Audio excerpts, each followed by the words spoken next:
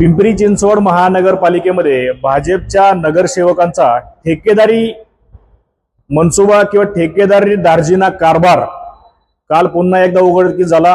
पिंपरी चिंचवड महानगरपालिकेच्या शाळेतील विद्यार्थ्यांना शालेय साहित्यासाठी त्यांच्या डीबीटीद्वारे त्यांच्या खात्यामध्ये रक्कम जमा करण्यासंदर्भातला प्रस्ताव काल महापालिका आयुक्तांनी स्थायी समितीसमोर ठेवला होता आणि भाजपच्या नगरसेवकांनी हा प्रस्ताव फेटाळला आहे।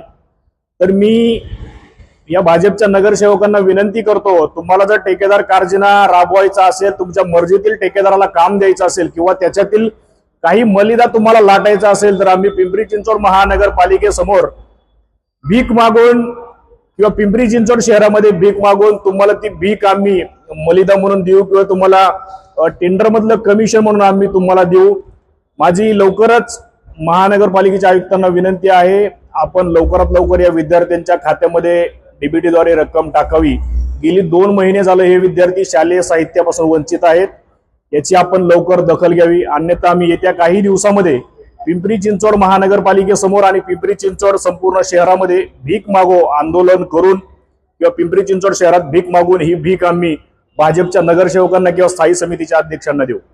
धन्यवाद।